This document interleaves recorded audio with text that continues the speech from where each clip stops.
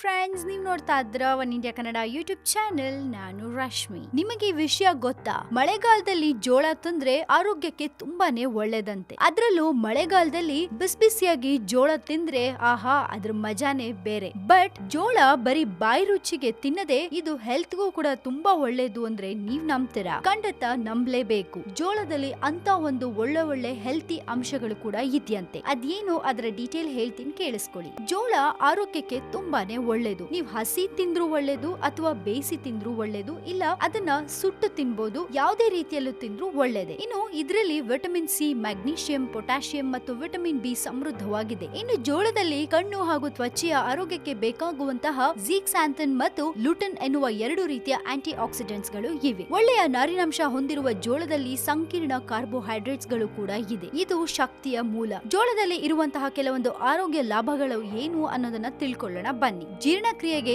ಈ ಜೋಳ ತುಂಬಾನೇ ಒಳ್ಳೆಯದು. ಹಾಗೆ ಜೋಳದಲ್ಲಿ ಕರಗಬಲ್ಲ ಮತ್ತು ಕರಗಲಾರದ ಆಹಾರದ ನಾರಿನಾಂಶಗಳು ಸಮೃದ್ಧವಾಗಿದೆ. ಕರಗಲಾರದ ನಾರಿನಾಂಶವು ಇದರಲ್ಲಿ ಅಧಿಕವಾಗಿರುವ ಕಾರಣದಿಂದ ಮಲಬದ್ಧತೆ ನಿವಾರಣೆ ಮಾಡಿ ಕರುಳು ಒಳ್ಳೆಯ ರೀತಿಯಲ್ಲಿ ಕೆಲಸ ಮಾಡುವಂತೆ ನೋಡ್ಕೊಳ್ಳುತ್ತೆ. ಇನ್ನು ಕರುಳಿನಲ್ಲಿನ ಕಿರಿಕಿರಿ ಮತ್ತು ಹೊಟ್ಟೆಯ ಸಮಸ್ಯೆಯನ್ನು ಕೂಡ ನಿವಾರಿಸುತ್ತೆ. ಇನ್ನು ಜೀರ್ಣಕ್ರಿಯೆಗೆ ಸಂಬಂಧಿಸಿದಂತಹ ಕೆಲವು ಸಮಸ್ಯೆಗಳಾದ ಮಲಬದ್ಧತೆ, ಹೆಮರಾಯ್ಡ್ಸ್ ಮತ್ತು ಕರುಳಿನ ಕ್ಯಾನ್ಸರ್ ನಂತಹ ಸಮಸ್ಯೆಯನ್ನು ಕೂಡ ಈ ಜೋಳದಿಂದ ನಿವಾರಿಸಬಹುದಂತೆ. ಹಾಗಾಗಿ ಜೋಳ ತುಂಬಾನೇ ಒಳ್ಳೆಯದು ಡೈಜೆಷನ್ಗೆ ಅಂತ ಹೇಳ್ತಾರೆ. ಇನ್ನು ಈ ಜೋಳ ರಕ್ತಹೀನತೆ ಕೂಡ ತಡೆಯುತ್ತೆ. ಫಾಲಿಕ್ ಆಸಿಡ್ ಮತ್ತು ವಿಟಮಿನ್ ಬಿ12 ನ ಕೊರತೆ ಅಥವಾ ಕಬ್ಬಿಣಾಂಶದ ಕೊರತೆಯಿಂದನೂ ರಕ್ತಹೀನತೆ ಉಂಟಾಗುತ್ತೆ. ಜೋಳದಲ್ಲಿ ಅತ್ಯಧಿಕ ಮಟ್ಟದ ಕಬ್ಬಿಣಾಂಶ ಇರೋ ಕಾರಣದಿಂದ ಇದು ಹೊಸ ಕೆಂಪು ರಕ್ತದ ಕಣಗಳನ್ನ ನಿರ್ಮಿಸೋದಕ್ಕೆ ಸಹಾಯ ಕೂಡ ಮಾಡುತ್ತಂತೆ. ಇನ್ನು ಈ ಜೋಳ ಹೃದಯಕ್ಕೆ ತುಂಬಾನೇ ಒಳ್ಳೆದಂತೆ. ಹೃದಯದಲ್ಲಿ ನಾಳಗಳು ಮುಚ್ಚಿ ಹೋಗದಂತೆ ನೋಡ್ಕೊಳ್ಳುತ್ತೆ. ಇದರಿಂದ ರಕ್ತದೊತ್ತಡ ನಿಯಂತ್ರಣದಲ್ಲಿದ್ದು ಹಾರ್ಟ್ ಅಟ್ಯಾಕ್ ಮತ್ತು ಪಾರ್ಶ್ವವಾಯುವಿನ ಸಮಸ್ಯೆ ನಿವಾರಣೆಯಾಗುತ್ತೆ. ಹಾಗೆ ಜೋಳ ಕಾರ್ಬೋಹೈಡ್ರೇಟ್ಸ್ ಹೊಂದಿದ್ದು ದೇಹಕ್ಕೆ ಹೆಚ್ಚಿನ ಶಕ್ತಿ ಕೊಡುತ್ತೆ. ಇನ್ನು ಮೆದುಳು ಹಾಗೂ ನರ ವ್ಯವಸ್ಥೆಯು ಸರಿಯಾಗಿ ಕಾರ್ಯನಿರ್ವಹಿಸುವಂತೆ ನೋಡ್ಕೊಳ್ಳುತ್ತೆ. ಇನ್ನು ಜೋಳ